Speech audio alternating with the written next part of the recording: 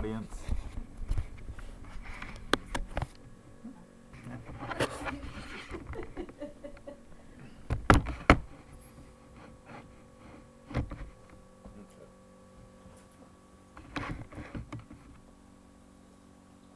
Do you or anyone in your family own a gun? Well, so you can thank our Second Amendment in the U.S. Constitution for those rights. The Second Amendment states, a well-regulated militia being necessary to the security of a free state, the right of the people to keep and bear arms shall not be infringed.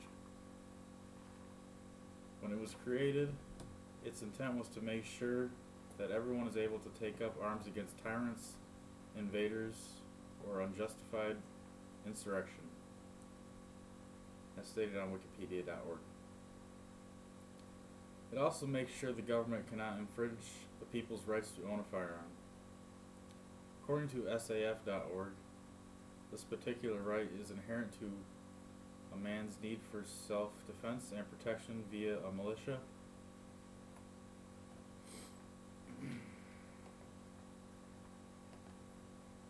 As can be seen in the fact that it predates colonial America.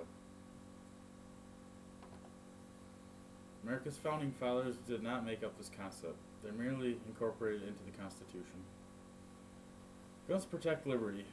Citizens have the right to rebel against a tyrannical government, and they need guns to do that. Citizens have a right to defend themselves however they'd like. Gun rights enable self-defense and thus save lives. People enjoy guns, and millions of reasonable gun owners shouldn't be deprived of something they love because other people abuse it. Some say that we need stricter gun control laws, but the states and countries with the most gun control laws have more robberies and violence. Gun control laws only hurt law-abiding citizens and not the criminals that will break the law no matter what. Where you have the most armed citizens in America, you have the lowest violent crime rate. Where you have the worst gun control, you have the highest crime rate. Guns do not operate by themselves, so gun control doesn't make any sense. Guns don't need controlling, the attitudes and actions of people need controlling. One sure way of doing this is to have access to the threat of force to dissuade a violent person from causing harm. To accomplish that, you need to have ready access to a firearm. Use common sense and ask yourself if those little no guns allowed signs will really stop a criminal or a nutcase from doing what he was going to do. Look at history, at every oppressive regime and their use of reasonable and common sense gun control laws and registration to eliminate gun ownership. For example, in 1939, Germany established gun control. From 1939 to 1945, 6 million Jews and 7 million others unable to defend themselves were exterminated.